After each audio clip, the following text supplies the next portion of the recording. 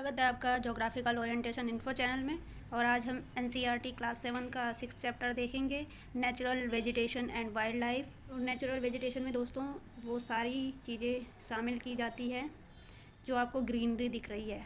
मतलब फॉरेस्ट में तो सिर्फ ट्री शामिल होते हैं ना, लेकिन नेचुरल वेजिटेशन में आपका ट्री, ठीक है, आपके ग्रासेस, आपके थॉर्नी वुड्स, ठीक है, और जितने भी आपके झाड़ियाँ होती है, श्रब्स होते हैं, वो सब कुछ आपके बेल, पत्तियाँ सब इसमें शामिल होती हैं और ये सब मिलकर के नेचुरल वेजिटेशन बनाती हैं। और आगे इन्होंने बताया है कि the type of thickness of natural vegetation varies from place to place because of the variation in these factors. ठीक है, तो प्लेस टू प्लेस जो है नेचुरल वेजिटेशन का भी हिसाब किताब बदलता जाता है। जैसा स्थान होगा, जैसी क्लाइमेटिक कंडीशन होगी, जैसे रिलीफ्स होंगे, वैसे ही उस हिसाब से वेजिटेशन कवर भी बदलता जाएगा। ठीक है, जैसे कि रेगिस्तान में आपको थॉर्नी मतलब जो कंटीले झाड़ियाँ होंगी जिन पे ज़्यादा ग्रीनरी नहीं होगी, इस तरह की वेजिटेशन दिखेगी। और आपको एवरग्रीन फॉरेस्ट में आपको बहुत हरे भरे और बहुत बड़े बड़े पेड़ दिखेंगे। तो यही बोल रहा है यहाँ पे। अभी आगे देख लेते हैं। Natural vegetation is generally classified into 3 broad categories as follows. ठीक है, तो फॉरेस्ट होते हैं एक तो नेचुरल वेजिटेशन का पहला टाइप। दूसरा है आपका ग्रासलैंड। ग्रासलैंड भी आपका नेचुरल वेजिटेशन में आता है। और श्रब्स जो मैंने अभी बताया, और उनके बारे में थोड़ा थोड़ा। विच फॉरेस्ट क्या होते हैं? Which grow where temperature and rainfall are plentiful to support tree cover depending upon these factor. Dense and open forest are grown. तो जहाँ पर ज़्यादा रेनफॉल होता है ना, वहाँ पर आपका ट्री कवर ज़्यादा होता है और वहीं पर आपके फॉरेस्ट उगते हैं। जैसे कि आपका ये अर्थ है और ये 0 डिग्री है, ये है 23.5, इधर भी 23.5 साउथ नॉर्थ। ठीक है, तो ये वाले जो एरियाज़ होते हैं, यहाँ पर वर्ष भर धूप पड़ती है और वर्ष भर यहाँ पर बारिश होती है इस वाले एरिया पे सिर्फ। और धूप तो इन पूरे ही एरिया पे पड़ती है, लेकिन बारिश जो है आपके इक्वेटर के 5 डिग्री नॉर्थ और 5 डिग्री साउथ में, ये एरिया पे हमेशा आपकी बारिश होती है। तो ये वाले एरियाज़ जो होते हैं, ये वाले, इन एरियाज़ पर आपके ट्रॉपिकल रेन फॉरेस्ट पाए जाते हैं। उष्ण कटिबंधीय सदाबहार वन कहते हैं इनको, जो कि साल भर हरे भरे रहते हैं। तो यही कह रहा है कि जहाँ पर पानी और टेम्परेचर की मात्रा ज़्यादा होगी, ज़्यादा मिलेगी पेड़ पौधों को, वहाँ पर पेड़ पौधे खूब मोटे मोटे, खूब बड़े बड़े और खूब हरे भरे रहते हैं। इसके विपरीत जहाँ पर कि टेम्परेचर भी कम रहता है और रेनफॉल भी कम होता है, वहाँ पर बहुत कम वनस्पति और वेजिटेशन देखने को मिलेगी। जैसे कि टुंड्रा वाले क्षेत्र में ये वाले, यहाँ पर बर्फ़ जमी रहती है साल भर, तो यहाँ पे मॉसेस और लाइकेन होते हैं, जिसको हम काई बोलते हैं और शैवाल बोलते हैं। यही इसी तरह की वेजिटेशन है। इसके अलावा यहाँ पर कोई पेड़ वेड़ नहीं दिखेंगे जो सबसे ऊपर वाले एरियाज़ है। उनके नीचे वाले एरियाज़ में टुंड्रा जो वाला जो क्षेत्र होता है, उसमें वेजिटेशन कवर रहता है, कॉनिफेरस फॉरेस्ट रहते हैं उसमें, क्योंकि वहाँ पर बर्फ़ के रूप में ही सही, लेकिन रेनफॉल होती है।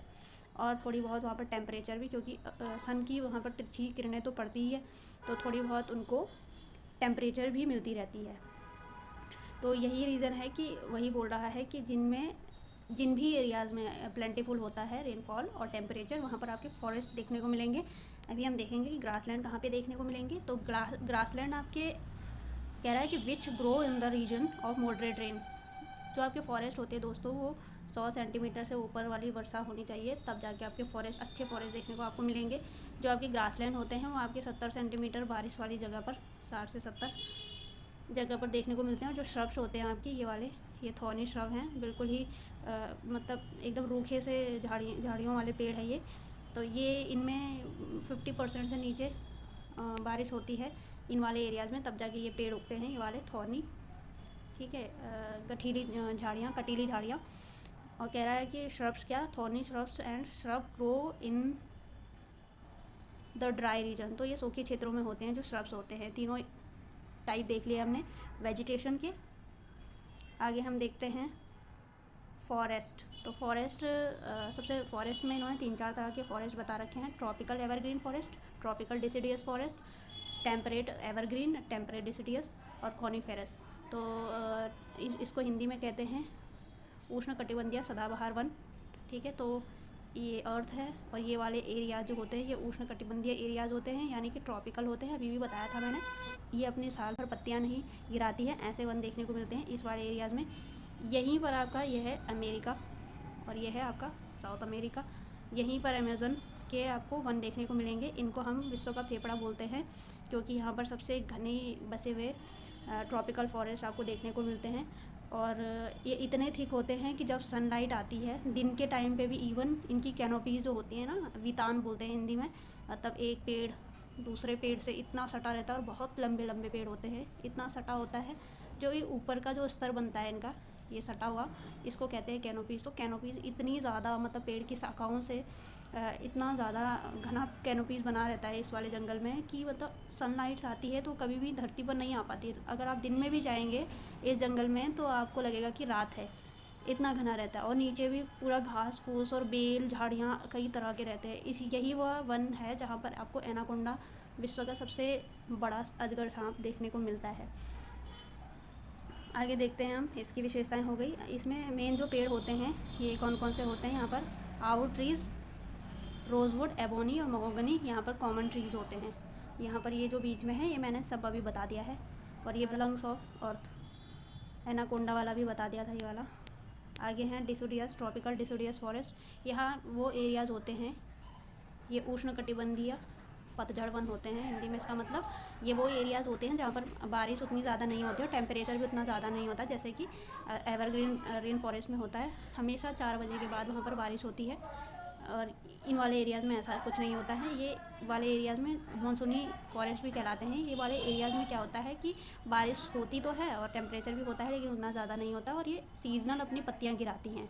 तो इनकी एक विशेषता ये है। Wood trees found in these forest are sal, teak. Teak कौन से वनों की विशेषता है, तो ट्रॉपिकल डिसिडियस, और हम कहेंगे उष्णकटिबंधीय पतझड़ वनों की विशेषता है टीक फॉरेस्ट होना। और नीम, शीशम, ये सारे ट्रीज़ यहाँ पाए जाते हैं। और एनिमल्स की बात करें तो tiger, lion, elephant, langurs, monkeys, ये सब कॉमन एनिमल हैं यहाँ पे। और ये फ़ोटो में दिखा रहा है ये ट्रॉपिकल डिसिडियस फॉरेस्ट, ये हमारे यहाँ भी होते हैं इंडिया में। इंडिया में मानसूनी जलवायु है ना, तो यहाँ पर इसी तरह के फॉरेस्ट पाए जाते हैं, ये देख सकते हैं आप। आगे चलेंगे हम, टेम्परेट एवरग्रीन फॉरेस्ट। अभी हमने ऊपर वाले दोस्तों, हमने ये वाले एरियाज़ की बात की थी, ये वाले एरियाज़ की। ये ट्रॉपिकल एरियाज़ होते हैं 23 हाफ तक। इससे ऊपर जो एरियाज़ होते हैं ये वाले 66 तक, ये वाले एरियाज़, इनको हम कहते हैं टेम्परेट या शीतोष्ण कटिबंधीय क्षेत्र। तो शीतोष्ण कटिबंधीय क्षेत्रों में भी 2 तरह के वन होते हैं। एक होता है आपका शीतोष्ण कटिबंधीय सदाबहार वन, एक होता है शीतोष्ण कटिबंधीय पतझड़ वन। तो the temperate evergreen forest are located in the mid latitude coastal region. ठीक है, मिड लैटिट्यूड वही होता है जो मैं भी बता रही थी, 23 डिग्री से ऊपर का जो एरिया होता है नॉर्थ हेमिस्फीयर में, और साउथ हेमिस्फीयर में 23 डिग्री से नीचे वाला एरिया होता है, 23 लैटिट्यूड से नीचे वाला एरिया, उसे हम कहते हैं टेम्परेट रीजन। ठीक है, तो कह रहा है आगे कि they are commonly found along the eastern margin of the continents. ये अमेरिका है, तो इस वाले पार्ट में पाए जाएंगे, इस वाले पार्ट में, मतलब ईस्टर्न साइड में पाए जाते हैं ये। अब आगे देख लेते हैं, मेन जो कंट्रीज़ हैं इसमें, साउथ ईस्ट एशिया है, यूएसए है, और चाइना है आपका, और ईस्ट ब्राज़ील हो गया, है ना, ब्राज़ील आपका यहीं पे तो है। ये एवरग्रीन जो फॉरेस्ट है यहाँ पर ब्राज़ील के, ओक, पाइन और यूकेलिप्टिस इस टेम्परेट एवरग्रीन फॉरेस्ट के मेन जो ट्री हैं वो लैटिट्यूड। ठीक है, ये हाई लैटिट्यूड में होता है, वो दिख ही रहा है आपको, क्योंकि 23 से ऊपर वाले लैटिट्यूड में है। तो कह रहा है कि ये कॉमनली यूएसए, चाइना वही है, न्यूजीलैंड वगैरह। ठीक है, लेकिन इनका क्या है, डिसिडियस लगा हुआ है इनके आगे, तो पतझड़ वन है ये, और एरिया उनका सेम है। ठीक है, तो इनमें मेन जो कॉमन ट्रीज़ है इनमें ओक है, ऐश है, ब्लीच है, और मेन एनिमल है जो डियर है, फॉक्स है, वॉल्व्स है। इनमें सबसे ज़्यादा क्वेश्चन इसी से पूछे जाते हैं कि कौन से पेड़ कौन से पर्टिकुलर फॉरेस्ट की विशेषता है, कौन से फॉरेस्ट से कौन से ट्री होते हैं, कौन से फॉरेस्ट में कौन कौन से एनिमल होते हैं, यही। तो मोनाल और फीजेंट एक बर्ड होता है, वो इस तरह के फॉरेस्ट में पाया जाता है।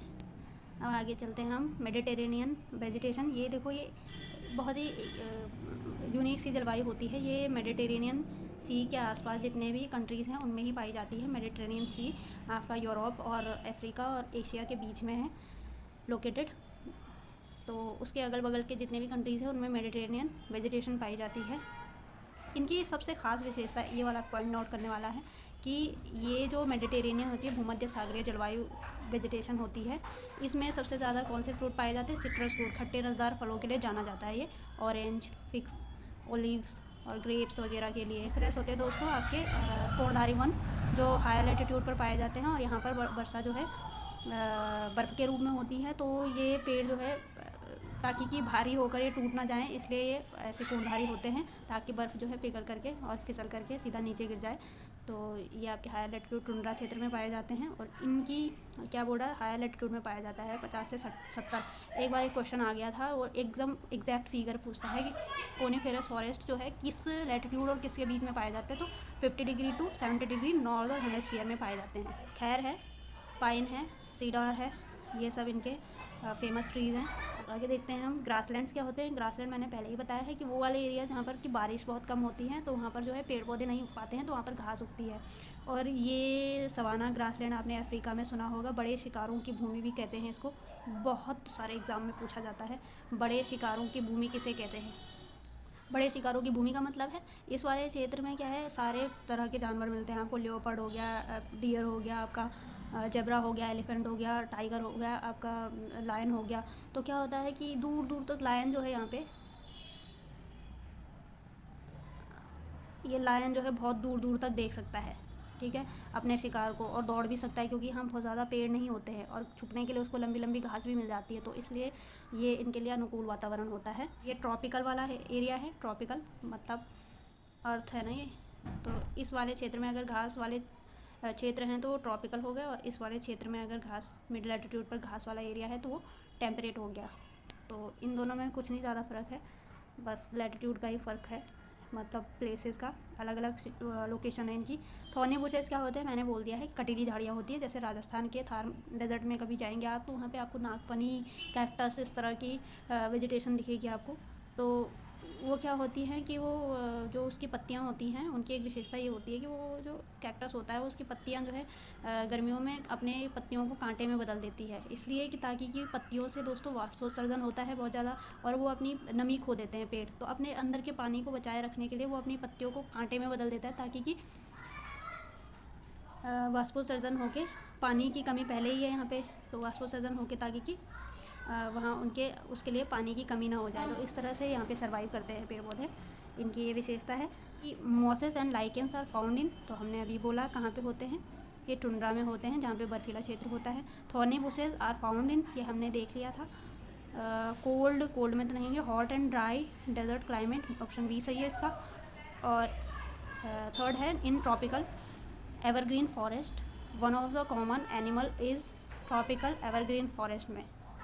तो ये इसमें मंकी होता है आपका, कैमल तो आपका डेजर्ट एरिया में होता है, और जिराफ आपका कहाँ होगा, जिराफ कभी भी ट्रॉपिकल एवरग्रीन फॉरेस्ट में नहीं हो सकता है दोस्तों। इतने सटे हुए रहते हैं पेड़, इतने सटे हुए रहते हैं कि मतलब वो जिराफ तो इनके बीच में फंस ही जाएगा ना, कैसे होगा जिराफ यहाँ पे। तो ये बड़े जहाँ पे घास वाला मैदान होगा काफ़ी, उसके लिए चलने फिरने के लिए। Important variety of coniferous forest is, तो ये आपको पता है पाइन है, रोजवुड और टीक। तो टीक तो देखो डिसोडियस था, डिसोडियस फॉरेस्ट का उदाहरण है ये वाला टीक वाला पेड़। और रोजवुड आपका किसका एग्जाम्पल है, ट्रॉपिकल एवरग्रीन फॉरेस्ट का। ये बहुत ज़रूरी होते हैं याद करने। Steppe grassland is found in central Asia में। ठीक है दोस्तों, तो थैंक यू सो मच। अगर आपको अच्छा लगे तो आप सब्सक्राइब ज़रूर कीजिएगा।